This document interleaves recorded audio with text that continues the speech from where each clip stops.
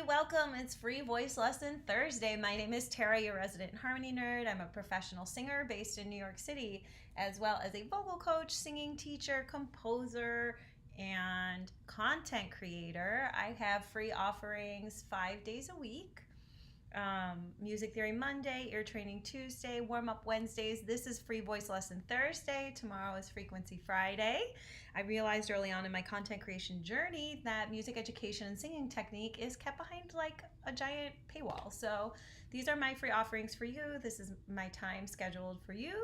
I hope that you'll join me, become part of the Harmony Nerd community by subscribing on YouTube or following on TikTok. Please share these lives, or you can watch the replays on YouTube. My handle on TikTok and YouTube is the same, at Resident Harmony Nerd. So I hope that you will find me in both places. You can sign up for my email list in my link tree and get a free PDF on the music theory and ear training basics for vocal harmony. If you're new to vocal harmonizing, it's going to be really helpful for you. Okay. So today is Free Voice Lesson Thursday, and we're going to talk about vowel shaping today, okay? But feel free to drop any questions that you have in the chat as I speak. I'll pause every once in a while and check in with the chat for any questions. There are no stupid questions here, okay? There's no shame in being a beginner, right? I think that there is like an elitist veil that coats music theory, and it's really not necessary. I don't know why it exists, but we're not going to deal with it here. All right, we're not going to deal with that music theory and elitism. We're just going to learn and believe in ourselves and know that humans can accomplish anything with practice. Practice is meant to make progress, not perfection, okay? And there's really no such thing as singing perfectly. We think that there is because modern digital audio production is perfect. But the human element, being human, means innately it is not perfect. There's no such thing as perfection, right? And I personally believe that there's no such thing as a bad sound. There are sounds that can do damage to your vocal instrument, and do we want to avoid those? Yes, we do. But inherently, can a sound be good or bad? No, it could be pleasant or unpleasant. It could be painful to the ears or pleasant to the ears, but the sound innately itself is not good or bad sound, right? Does that make sense? Okay, so let's talk today. Hi, Jeffrey. Let's talk today about vowel shaping, because I've heard this from a lot of vocal coaches, and I tend to agree with it, although I'm not a person who will like marry myself to any idea, right? Like, I think being too diehard about anything is probably a bad way to live, because we don't know anything. We don't know anything, and we're constantly learning new information. So with that in mind, I will say that I generally agree with this sentiment I'm about to share with you. But is it a steadfast rule? No, I don't really believe many things are steadfast rules. There are no guarantees, right? So when you're a vocal coach and you're listening to somebody saying, "Hi, Kate," we can often tell if somebody's been trained, if they know what they're, or if they just naturally know what they're doing or not, by the way they shape their vowels. Okay, I've heard a lot of vocal coaches say this, and I generally tend to agree with it. I can hear somebody saying and know, oh, that person has natural talent, but they've never done the work to hone it, or oh, that person sounds very well trained, but perhaps they need some more ear training. Oh, that person, sounds like they've had a little bit of training. They could use more training, or this person sounds overtrained. And there are different like sounds and clues that those of us with trained ears, vocal coaches, singing teachers, that we can listen for to have an understanding if the singer that we're listening to has studied vocal technique or not. And I'm in no way saying that like you have to study vocal technique to be a good singer. That's not true. Okay? It's not true.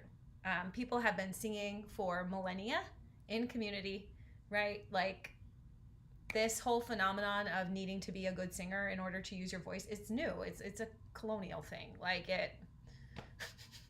chalk it up, to individuation. That is modern society. So, what do I mean by vowel shaping and how I can tell if singers have had vocal training based on the way they shape their vowels? Let me think of let's use Amazing Grace. I think that'll be a good song. And most people know that song, right? Okay. So I'm going to sing it two different ways. I'll do way A and way B, and I'd love for you in the comments to tell me which one you like better, okay? Here's A. Amazing grace, how sweet the sound. Okay, and here's B. Amazing grace, how sweet the sound. Neither is good or bad. One was a more trained sound and one was a less trained sound. So I would love for you in the chat to drop which one you felt like was the trained sound and which one was the untrained sound. A was the first one, B was the second one.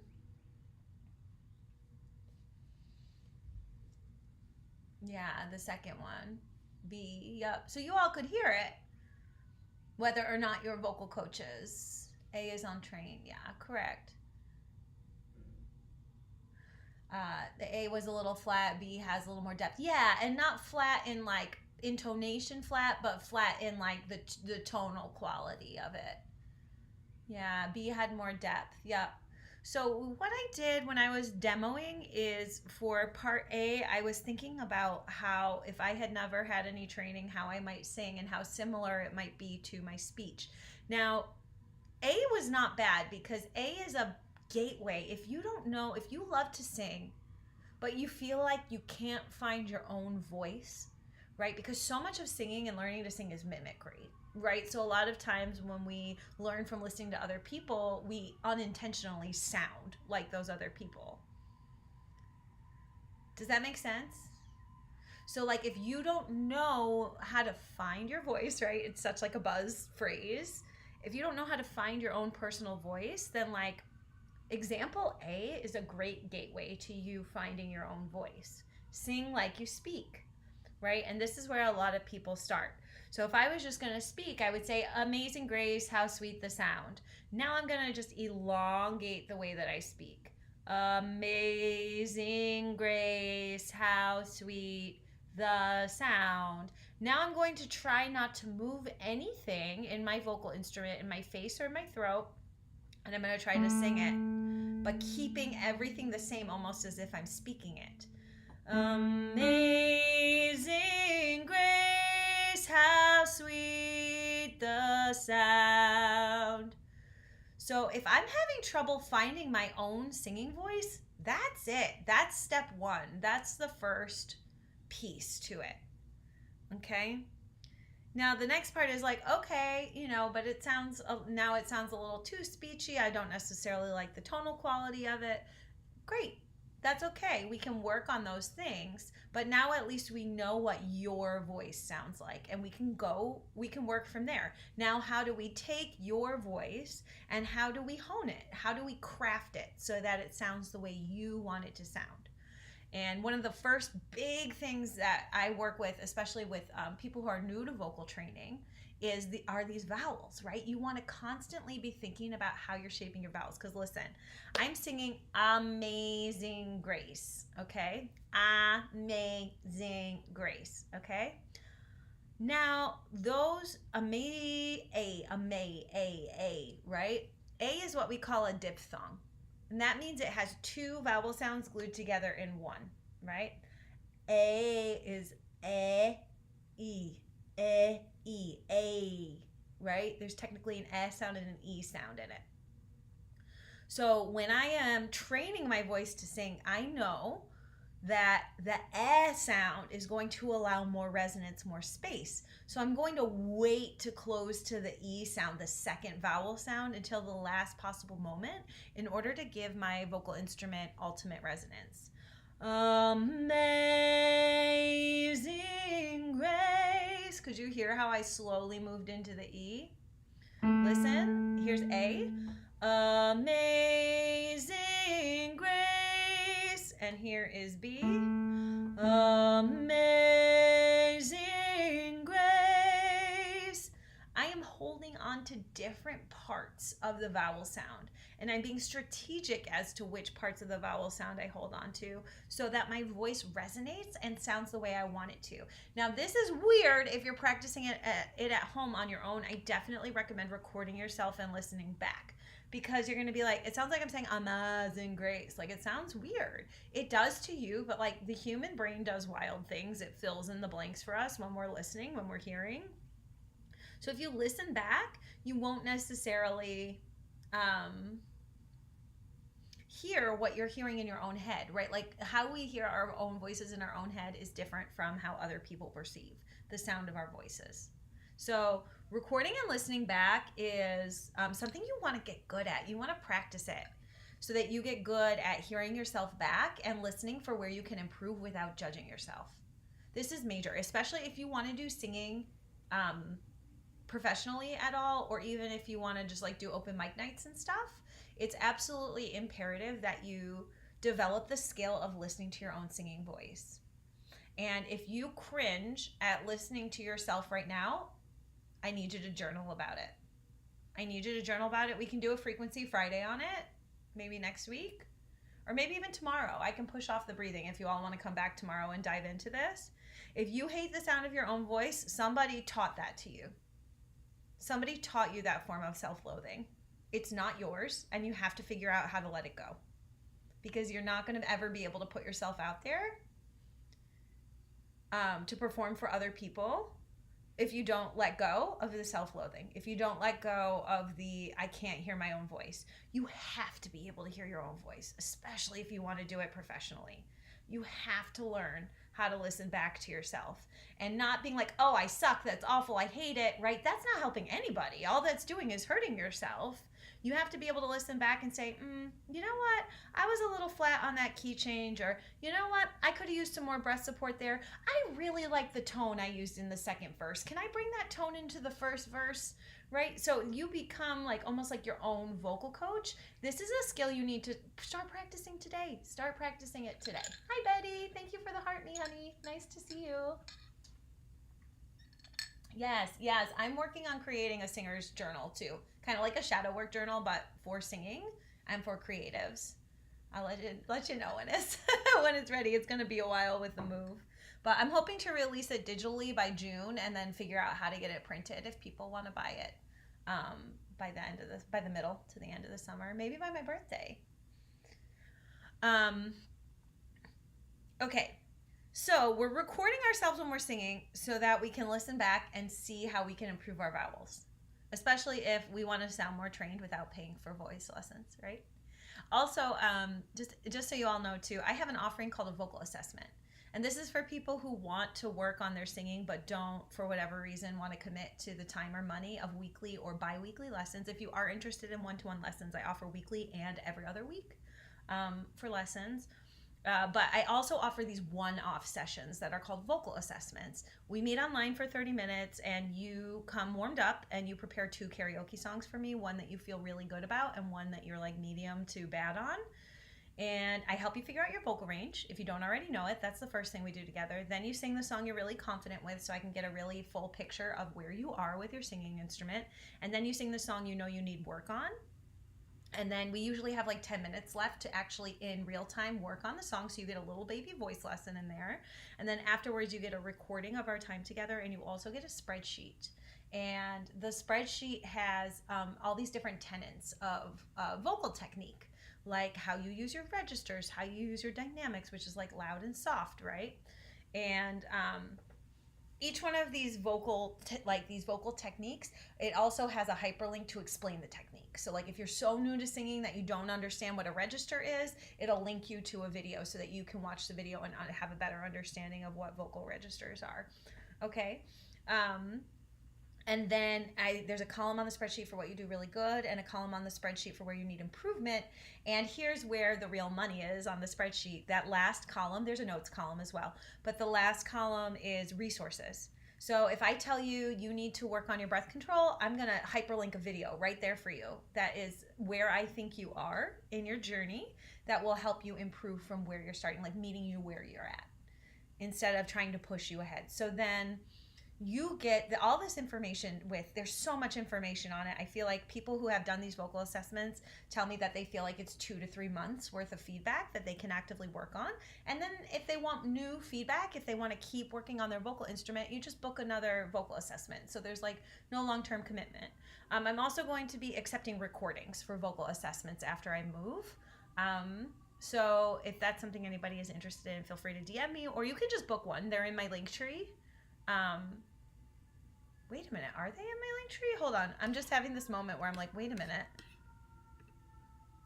Let me log on that right now, because I was like, nobody's booked a vocal assessment in a minute. Did I forget to put them on my Linktree? Like, did I accidentally turn the link off? Linktree admin. Let's find out right now. Although really, I probably shouldn't do any of these in the next 2 weeks. I really should be focusing on getting my taxes done. Ugh. You know what I'm so annoyed about? Can I just vent with you guys for a minute? All right, wait. Join my email list. Tip me, please. Oh my God, the vocal assessment. Yeah, they are on my Linktree. Okay, awesome. So if you want to book one of those, my calendar is up on my Linktree.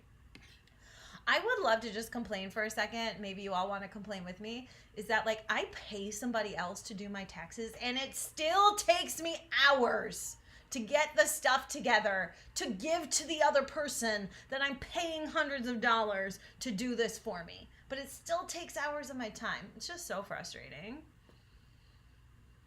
We are one of the only countries where the citizens are responsible for completing their own taxes, and it's garbage. And the only reason we still have to do it is because of the tax lobby, like Intuit. So I boycott. I don't use QuickBooks. I don't use Credit Karma. I hate them. Okay, rant over. Thank you for sticking with me. If you also hate taxes, double tap the screen.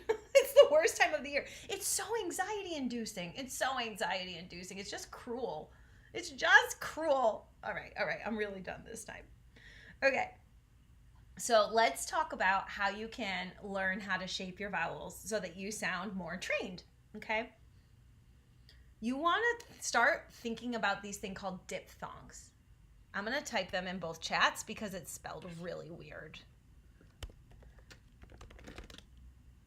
Yes. And I just double checked it because I wanted to make sure that I spelled it correctly. It's like dip. Thong. Diphthong. Here, let me comment. All right, because if you're really committed to doing this work, you're going to want to research diphthongs, right? Because I used A as an example, but A is not the only one, right? I think is the one we use the most. I, right? There's two vowel sounds glued together, I and E. So like this can also, you can find this information with the phonetic alphabet. So look up diphthongs and learn a little bit about the phonetic alphabet. This is really going to help you with your singing. And you don't have to memorize what the diphthongs are. You can figure them out by ear, but it can be a little weird to get used to if you're brand new to this work. I, right? Ah and E, like it can be hard to separate the fact that it's an ah and an E sound because we say it so fast all our lives. I, right? So what you want to do is start lengthening the vowels so that we can find the purest vowel sound. The purest vowel sound is going to have the best resonance and clarity for singing almost every time. You know me though, I'm not a steadfast rule person. There's always an exception. And then once you do that too, you can also use what we call biting on the vowels as a singing technique. And biting on the vowels is actually, instead of holding that pure resonant ah sound, you would bite the I sound. Here, let me show you with Amazing Grace, okay? Here is the elongated vowel sound. Amazing Grace. Okay, here's the bitey sound. You're going to hear me go to the second sound in the diphthongs. Amazing Grace. Right? Is that a technique I would use for Amazing Grace? No. Is it a technique I would use for a musical theater song? Abso-freaking-lutely. right? So it's good to know how to sing in both of these ways, because you're going to choose which technique to use based on the genre of the song you're singing and how you want it to sound. For example, I was working with a voice student on I wanna swing from the chandelier, the chandelier. Okay, that's quite a bit lower than the studio recording. Nobody's trying to be a savior, sing as high as Sia right now. All right, but the student, where we were going through, we went through vowel by vowel, right, to try to open it up and make it sound as resonant as possible, because it's such a hard chorus to sing.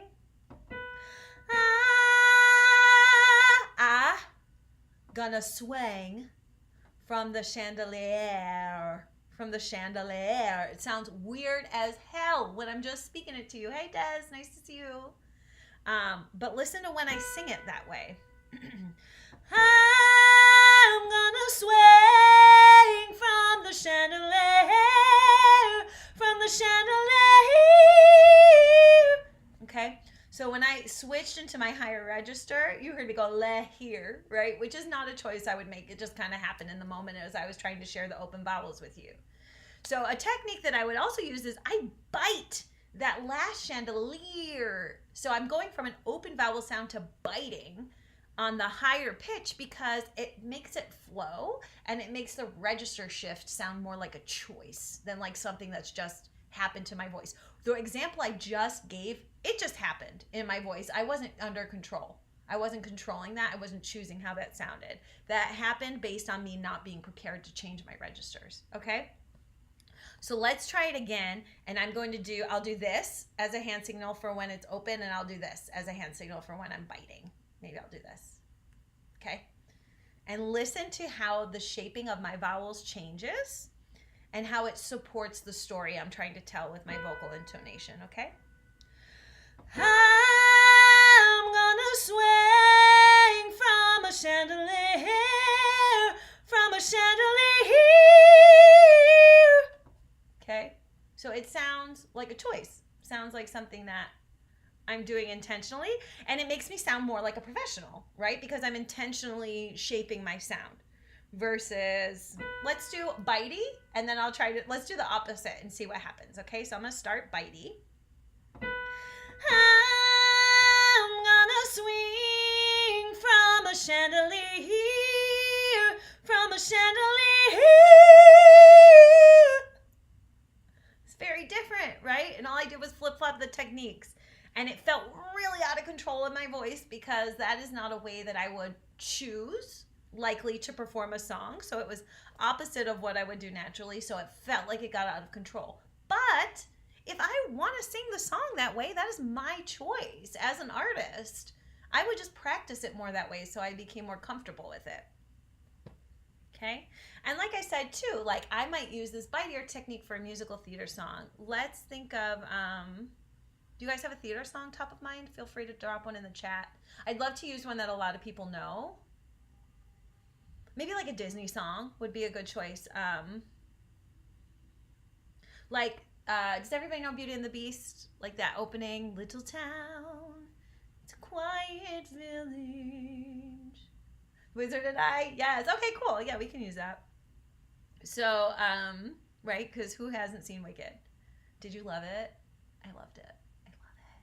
So good. Cynthia Erivo, marry me. Okay, next.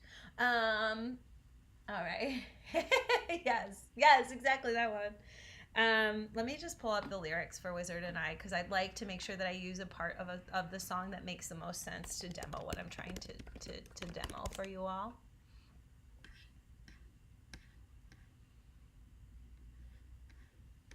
All right, I'm going to use the verse, once I'm with the wizard, my whole life will change, because once you're with the wizard, no one thinks you're strange, okay? So we're going to do the same thing. I'm going to keep the same order. A is going to be the kind of bitey sound, more speaking sound, and the second way I'll do it will be the more open sound, okay? Once I'm with a wizard, my whole life will change. 'Cause once you're with a wizard, no one thinks you're strange. Okay, that took a lot of concentration. That was a little more bitey than I would choose to perform that song. The opposite end of the spectrum would be, once I'm with a wizard, my whole life will change. 'Cause once you're with a wizard, no one thinks you're strange. Okay, so it's like I am changing my placement, my tonal placement a little bit, because for me, it helps me to accommodate the open vowel sound versus like the closed bitey sound. We'd have to be sister wives. I'm okay with that. I'm okay with that, Des. Okay, so did we hear the difference between A and B that time? And then the cool thing is, once you get really good at both of these techniques, is that then you get to find your sweet spot in the middle. Once I'm with a wizard, my whole life will change. 'Cause once you're with a wizard, no one thinks you're strange. You get to find that middle ground, okay? The Beauty and the Beast example, little town, it's a quiet village, every day like the one before. Very bitey. Little town, it's a quiet village, every day like the one before. Do you see how much more classical I sound just by elongating my vowels? So like paying attention to how you shape your vowels is a very simple way to make yourself sound more professional, even if you don't have vocal training. Does that make sense? Do we have any questions? I'm just about out of time. This was so much fun to talk about.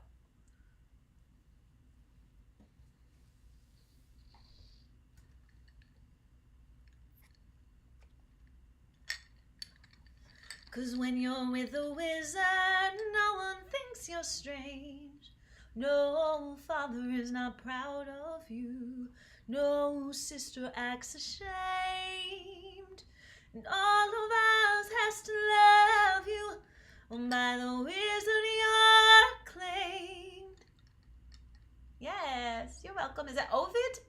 Avid? Thank you for hanging out. I'm so happy that you were here. I hope that you learned something and had a good time. Yes, give it a thumbs up. Awesome. This was super helpful. Oh, I'm so happy to hear that. And this is like, I would say this is like an intro to vocal technique. This is probably like a 101 technique, but it's something people don't talk about. And I realized people don't talk about this. And I was like, wait a minute. This is like step one.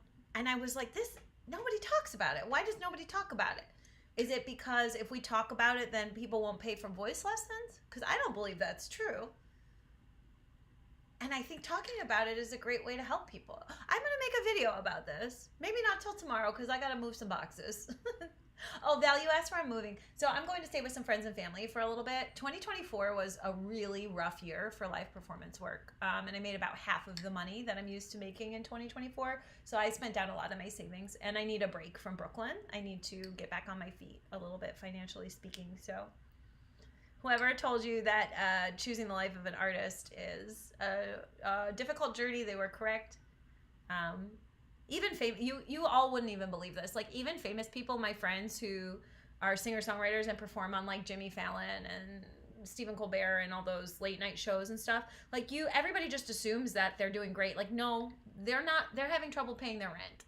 Like this paying artists and exposure shit needs to end. But I mean, my friends I have a friend who is on The Voice and now she tours with Prince Royce as one of his backup singers and like she can barely make her rent. So it's so hard to be an artist these days. And I think that people are really finally starting to blow off the lid on recording companies and record labels that like these young people who are becoming famous pop stars are not rich because they're essentially the record companies essentially give them a giant loan that then they have to pay off. They're like indentured servants, effectively. That's why they have to tour until they can pay off these millions of dollars that these record companies invest in getting their music produced and all over the radio and stuff like that. So it's all a trap. But being an independent artist is so freaking hard, right? Because you don't have the same reach as these big record labels. But either which way, like being a performer, you're not going to be rolling in it unless you figure out a way. I think maybe like Taylor Swift did, to kind of take control of her own library. But you have to be such a huge name in order to do that. Like none of these middle of the road people or one hit wonders are able to do that. Like there's a reason when you hear a one hit wonder from an artist, there's a reason you never hear from that person again. They've been so abused by the music industry that they're one and done, and they're still creating music. They're just doing it independently and on a smaller scale, because the head of the beast of the music industry is quite a beastly one. Hard to be a human these days. But please don't think that means I take the fact that I take my career for granted. Sometimes does it feel like a job and I don't want to do it? Yes, of course. Anything does. Anything and everything does. But it's still pretty cool to get to sing songs for people and make money off of it. Used to sing younger, but I haven't for decades. This was great info. Welcome back. Welcome back to singing, my friend. I'm so happy you're here. I have different offerings 5 days a week. Okay. Mondays and Tuesdays are music theory and ear training. So that's more like music education knowledge that works. It is still like based for singers, but it will still help any type of musical knowledge, musical instrument knowledge. And then Wednesdays and Thursdays are really singing technique based. And then Fridays are for like any sort of creativity, those frequency Fridays. So I think actually for tomorrow, for Frequency Friday, we'll work with learning to love the sound of your own voice, and I'll save the breathing. Oh, but I have to pack that book away for my move. Oh, I'm sorry. That's okay, Des. Thank you for the sympathy. I appreciate it. But we're figuring it out. We're figuring it out. Okay, my loves. TikTok is having like a TikTok creator Zoom meeting that I need to hop on so I can learn how to make some more money off of this platform. So if you're just joining me and you're new to the community, hi, thank you for being here and welcome to the Harmony Nerd community. My name is Tara. I am a professional singer based in New York City, as well as a vocal coach, singing teacher, composer, and content creator. I have these different offerings 5 days a week. If you're on TikTok, you can go to my profile, click in my live events. The schedule will pop up. If you're on YouTube, you're going to go to my main page. You're going to scroll past my shorts and you'll see upcoming lives, and you can click that notify me button. So either platform will let you know when I go live. If you're new here, don't forget that I'm often late, especially now that I'm moving, but I do always show up, so never fear. Betty, I feel blessed. I used to pay my bills. See, awesome. It's been a while, but you can say it. Yeah, congratulations. That's awesome. Cool. All right, my friends, I hope you have an absolutely beautiful day. I hope that you learned something from today's Free Voice Lesson Thursday. Tomorrow's Frequency Friday is scheduled for 10 a.m. Eastern Daylight Time. Okay, we're in Daylight Savings Time now up here in New York State. And nice stream today. Yes, awesome. I'm so glad that you enjoyed it. And we'll talk soon. I hope to see you all in a live soon. Have a lovely evening and afternoon. Take care. Bye-bye now. Bye, TikTok. Love you.